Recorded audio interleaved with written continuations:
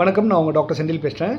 இப்போ ஆஃப் லேட்டாக பார்த்தீங்கன்னா லாஸ்ட் ஒரு 10-15 டேஸில் கோவிட் வந்து திருப்பி வந்துடுச்சு. கோவிட் வந்து நிறைய பேர் அஃபெக்ட் பண்ணுது அப்படின்றது நியூஸ் பேப்பரில் எல்லாத்தையும் பார்க்கணும். ஸோ கோவிட் இப்போ என்ன ஸ்டேட்டஸில் இருக்குது, அதை பற்றி ஒரு தெளிவான புரிதல் கொடுக்கணுன்றதுக்காக தான் அந்த வீடியோ.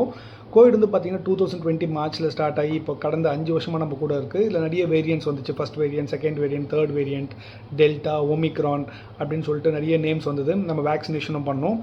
இப்போ வந்திருக்க வேரியன்ட் வந்து பார்த்தீங்கன்னா JN1 வேரியன்ட் அப்படின்னு சொல்கிறாங்க.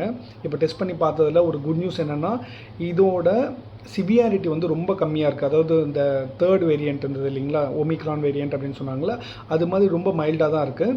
ஸோ இப்போ கோவிடில் அஃபெக்ட் ஆனீங்க அப்படின்னா நீங்கள் வேக்சினேஷன்லாம் எடுத்துருக்கனால ஆன்டிபாடிஸ் இருக்கும் உடம்புல. பட் ஆன்டிபாடிஸ் கொஞ்சம் கொஞ்சமாக கம்மியாகிட்டே வர ஸ்டேஜ்ன்றதுனால உங்களுக்கு ஜென்ரலாக cold, cough, throat pain, fever, body pain அப்படின்னு ஒரு 3 to 4 டேஸ் இருக்குது. ஒரு 5th டே வந்து கம்மியாகிடுது.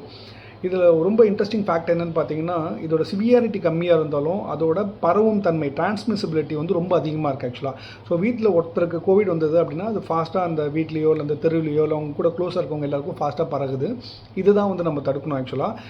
இது ஃபாஸ்ட்டாக பரவுறதுனால என்ன பிரச்சனை வருதுன்னு பார்த்தீங்கன்னா, இந்த 75 to 80 இயர்ஸ்க்கு மேலே இருக்கவங்க, இம்யூனோ காம்ப்ரமைஸ்டாக இருக்கவங்க, இல்லை ஆல்ரெடி ஒரு பைபாஸ் சர்ஜரி பண்ணவங்க, kidney problem, liver problem, cancer problem, இது மாதிரி இருக்கிற சீனியர் சிட்டிசன்ஸ்க்கு வந்து இந்த கோவிட் போகும்போது கோவிட் சிவியாரிட்டி கம்மியாக இருந்தாலும் அதர் கோமாபிலிட்டிஸ் இருக்கிறதுனால அவங்களுக்கு அந்த ஆர்கன் அஃபெக்ட் ஆகிறதுனால சிவியாரிட்டி அதிகமாகி ஐசியூவில் வந்து அட்மிஷன் ஆகிற வேண்டியதாக இருக்குது.